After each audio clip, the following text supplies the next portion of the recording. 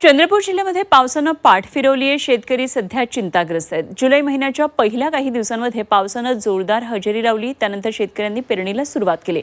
चंद्रपूर जिल्ह्यात सोयाबीन आणि धान अशी महत्त्वाची पेरणी करण्याची पिकं सध्या आहेत. तर यामध्ये सोयाबीनची पेरणी उत्तम स्थितीत झाली आहे.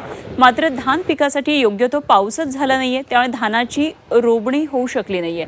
सतत ऊन आणि पावसानं मारलेली दडी यामुळे आता भाजीपाला पिकं देखील कोमेजली जाऊ लागली आहेत. पुढचे काही दिवसांमध्ये पाऊस आला नाही तर कापूस, सोयाबीन यासह सर्वच पिकांची दुबार पेरणीची भीती व्यक्त करण्यात येते.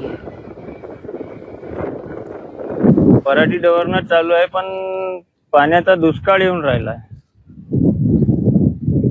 पाणी कधी येणार? शेतीचे काम जे चालू आहे ते चालूच आहे, पण धान रोवणी आहे, पाणी नाही आहे. त्यामुळं आता कसं आहे, दुष्काळ येऊन राहिला ना पाण्याचा.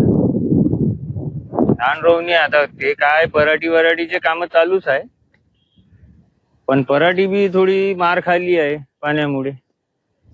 आज शेतीमध्ये पाऊस नसल्यामुळे शेतकऱ्याचे खूप हाल होत आहे. कारण तर पाऊस पहिल्यांदा टोकताना वगैरे पाऊस भरपूर पडला, भरपूर म्हणजे मिडियमच पडला, पण त्याच्यानंतर शेतकऱ्यानं घाई करून शेतीत माल टाकला आणि पेरणी केली.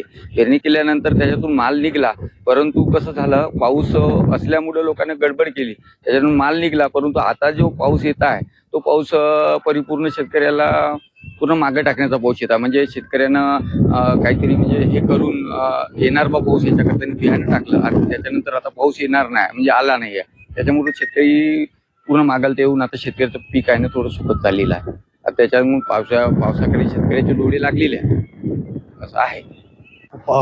एक हप्ता झाला पाण्याअभावी शेतकरी आहे उभा आहे आणि पाण्याची तर पूर्ण अत्यंत आवश्यकता आहे. आता माझ्याकडे कापूस आणि भाजीपाला घेतो.